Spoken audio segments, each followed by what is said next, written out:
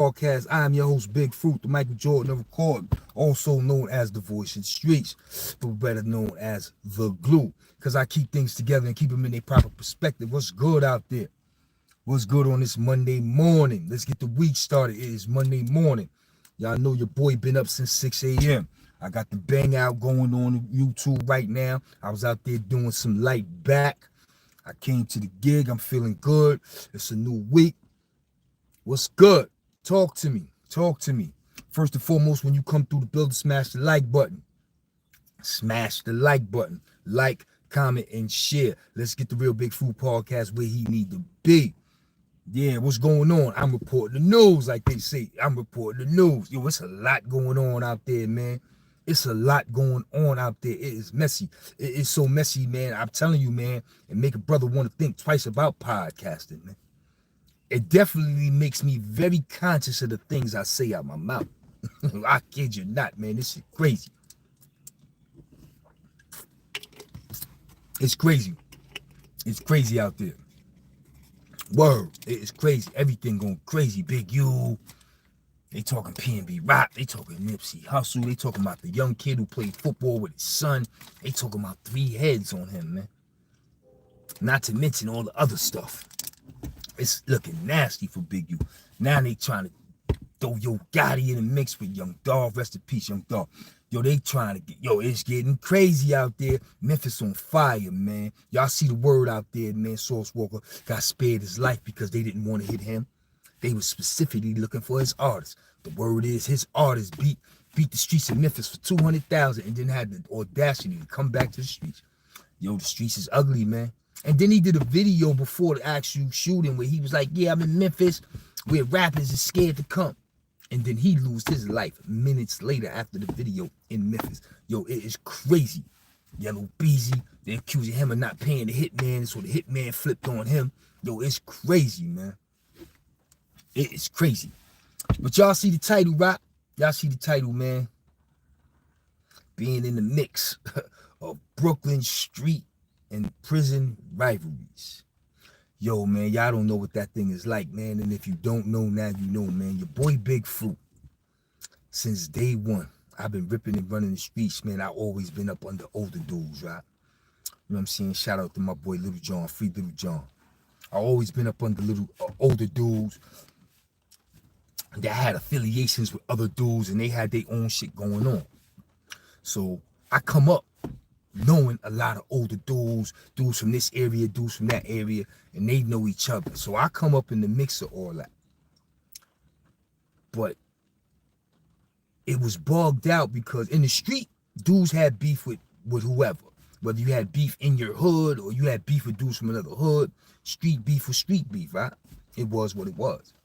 But it wasn't until incarceration, when you go to prison, is when you start to realize everybody know each other. And then you find yourself in the mix of good dudes, comrades, homies, beefing with each other, and you be in the mix. Man, I've been in the mix of so many homies and comrades having beefs. It's crazy. You know what I'm saying? Yo, what's popping, homie? What's good? Salute. Listen, I've been in the mix of so many homies having beefs. It's crazy. From my days of C74 down in 3 lower. 3 lower. Niggas had beef, street beef. It came to C74. Where I found myself in the mix of some shit. Begging one of the homies down the way not to pop on another homie from down the way because we was in jail together. And the homie, he bowed out gracefully for me. But it was a hard pill to swallow. It was a hard pill to swallow because he really wanted to act other than himself. You understand what I'm saying? Then one of the homies came through, saying we in 3 lower, 9-1 summer. One of the homies from LG came through, and some LG in a rock shit was bubbling. And a rock was in the building. Shout out to the general, free Mo-Dog. Mo-Dog's ready to push the button. I had to beg Mo-Dog, please, don't do that. Not on my watch, please. Like, you know what I'm saying? I was in the midst of that. Then it was the legendary Shoe Shine. Rest in peace, homie. Shoe Shine didn't get along with everybody from LG when all the little homies came through the building in 9-3. Shoe Shine wanted to act up. Shoe Shine probably wanted to make history on one of them little niggas. But I found myself in the middle of that as well. Begging Shoe Shine, please, not on my watch. But then when you go up north, it's even crazier, son. Because everybody beefing with everybody for different reasons. And you find yourself, damn, I'm cool with this nigga. I'm cool with that nigga. Do I not fuck with him because he beefing with him? And like, do I not let him see me around him because he beefing with him? Yo, the shit be crazy. And I dealt with that shit a long duration in prison, man. But it won't wear you out in prison if you let it, unless you let it. It wasn't until I came home and had to focus on the legacy of CMB. The legacy CMB built while I was away. Remember, I was gone for 23 years. In them 23 years, CMB built a legacy. And in their legacy, they offended, they harmed, and they hurt a lot of people. Me not knowing what the hell going on for 23 years, other than the news, like everybody else, I had to come home to that shit, not knowing who is who and what is what. You know what I'm saying? And they was out there offending, harming, hurting, and disrespecting people that I'm good with. So I came home from prison and dudes didn't know how to receive me. They didn't know, yo, he gonna be on that bullshit they was on, or damn, should I shit on this nigga because he used to fuck with these niggas? So a lot of people didn't know how to receive me. Or some people was like, yo, I fuck with you. I don't fuck with them niggas. You understand what I'm saying? So, yo, being in the mix of Brooklyn street and prison rivalries is crazy, man. And I'm telling you, it's crazy. It's crazy. Word. Especially for Brooklyn, because Brooklyn is they say Brooklyn is a planet, right? But I'm telling you right now, Brooklyn is a very, very, very, very small borough. Everybody know everybody. Everybody fuck with everybody. Everybody in everybody's business. I'm telling you, son. Especially old Brooklyn. I don't know about new Brooklyn in the year 2025. But old Brooklyn, 80s, 90s, early millennium, Brooklyn, everybody knew everybody, man. Everybody fucked with everybody. So I came home like, damn. You know what I'm saying? And I'm gonna say this, right? The two incidents that kind of put me in the hole the most, or should I say hurt me the most, was the loss of life for J.R. Hamilton, rest in peace, big homie, and the loss of life of Hamo and T-Rock, or for N.A. Rock. Those losses of life left me in a bad place with CMB.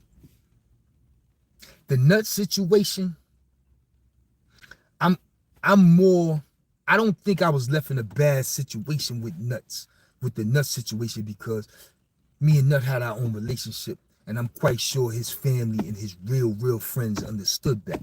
So I didn't really feel like in a bad place with the Nut situation. I felt it was horrible that Nut and wives lost their life, but I never felt like I was in a bad place with the Nut situation. I didn't feel like people were shining the light on me over the Nut situation. I felt like that when it came to JR, Hamo, and T-Rock. And I have to admit to you, man, that shit kind of like fucked up some relationships. You know what I'm saying? Because I grew up with JR little sister. She's older than me. You know what I'm saying? Shout out to Tara. She's older than me. You know what I'm saying? But I went to school with her. I grew up with her. We ain't got no smoke. You know what I'm saying? Bush came home. I was never one of the shorties he ever had a problem with in the projects. He ain't never did nothing to me. He ain't got nothing bad to say about me. Then when we was in the penitentiary together, he seen what it was. I held it down. But our relationship ain't what it could have been because of that bullshit. You understand what I'm saying? So it affected me. And the same goes with the Hamo and T-Rock. Come on, son. Y'all niggas know them niggas is Notion Avenue royalty. And y'all know how I rock with, and they rock. Those is my guys. I'm talking Marcy Poole, Remember the man be out there with the penny candies and shit at the pool? We used to rob the penny candy man for his cookies and jelly beans and shit after swimming all day, starving. Little niggas broke. We ain't got no money. We surround that nigga, steal penny cookies and all that shit. That's how far I go back with these in Iraq niggas. Those is my guys. Like, that shit put me in a bad place with them niggas, because you talking about family members dying. You talking about friends dying. You talking about uncles and big brothers. Nah, son, that shit put me in a bad place.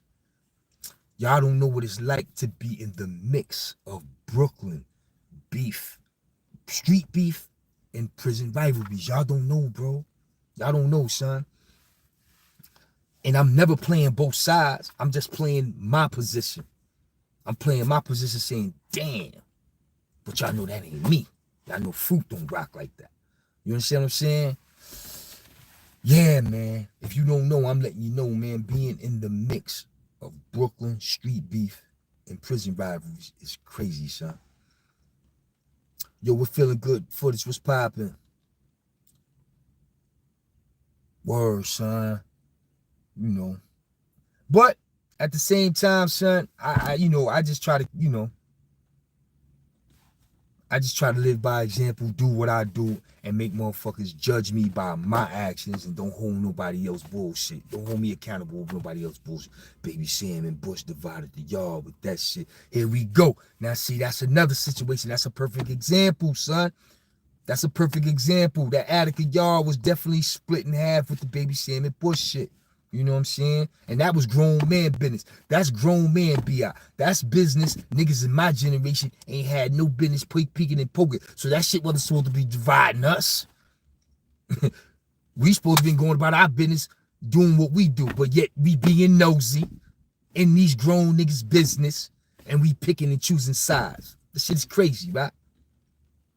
Yeah, man, I don't like when Brooklyn niggas beef with each other, man. I'm on it like that too, son. I don't be liking that shit neither. But it is what it is, son. The streets don't love nobody, son. So if Brooklyn niggas gonna be in the streets, Brooklyn niggas gonna have problems. They was both the comrades. That's what made it worse for us. And we was forced to pick a side. See, you was in the yard for real, homie. Let them know. Let them know, son. Yeah, son, it was real. It was real. That was a real one. You know what I'm saying? Thank God they never really go nowhere. They gotta have that energy for the ones who harmed them. Instead of being mad at you, selective anger is bad. Yeah, man. Everybody got selective amnesia when it comes to certain shit. You know what I'm saying? Not just anger. Their memory, their likes and dislikes.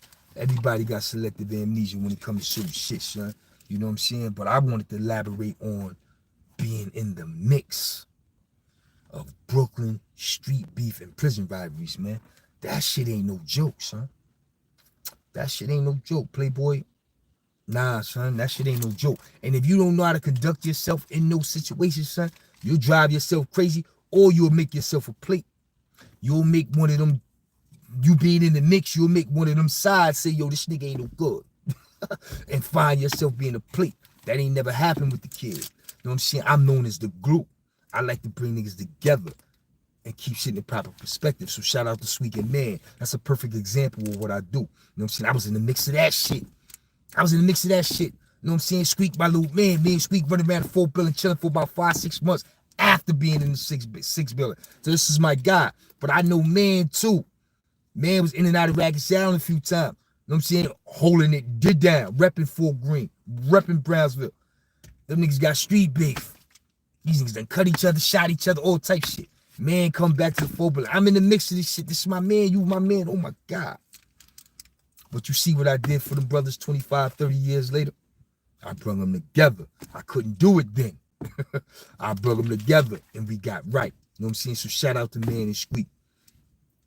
You know what I'm saying? Yeah, that's what they do, man. It's 15, 14 people in here with 7 likes, man. That's what they do. But they let me know. Their behavior lets me know I'm the shit. Don't even beef with them. They let me know I'm the shit. I just came from Elmira when that happened. Lake Toilet and King Feast in half with that beggar. Oh, yeah. Lakey the Kid. Shout out to my boy Lakey the Kid, son. Oh, you be knowing. Video streets be knowing how we was giving it up, son. That shit just don't be taught, right? Niggas was really acting up. You know what I'm saying? Really, really, really acting up. But like I said, when I find myself in the mix of these shits, man, I try to do the right thing. And I did the right thing with Squeaking Man, son. Sometimes you can't do the right thing with everybody or every beef or every rivalry. You just can't. Sometimes you gotta sit back and let shit play out and see how your relationship end with niggas. Like, you know what I'm saying? If long as you know you ain't did no sucker shit, long as you know you ain't mean no harm, motherfuckers shouldn't be choosing sides when it come to you. You understand what I'm saying? But other than that, it is what it is. You know what I'm saying? Y'all know how I do, man. I come through 6 minutes, Dougie say what it is, say what it ain't, shout the people out. This was just something on my mind and on my heart. I felt like elaborating on, you know what I'm saying? Word the mother, man. So until next time, y'all know what it is. It's your boy Big Fruit. I does what I do. Let me read this last comment before I go. When nothing world shit intensified, you said you had to completely pull out of LG business and self-isolate. Absolutely, son. Absolutely, because that shit was hurting a nigga hard. Like, damn, look what my... Yo, listen, I always say this. I'm going to end this before I break out. I'm going to say this one last time. I always say this. In 1990, 91, when we was all in the full building, bunch of adolescent niggas in Brooklyn running wild, Fort Greene was so deep, they had one whole side of a cell house to themselves. That's Fort Greene niggas. They was deep. They was holding it down, the projects and all that shit. But I used to always tell them Fort Greene niggas, all y'all niggas in jail for killing a nigga in Fort Greene. We don't do that in LG. And it broke my heart as I sat in prison and watched that shit happening. Yo, because I said, although we ran and we bust guns and we chased each other, we shot clouds, garbage cans, alley cats. We never killed one another. So that never happened. When I watched that shit happen from prison, son, it fucked me up. And I had to come home to that. But I'm going to leave it on that note, and I'm going to say I'm going to holler at y'all later, man. It's your boy Big Fruit. You know how I do. Until next time, salute.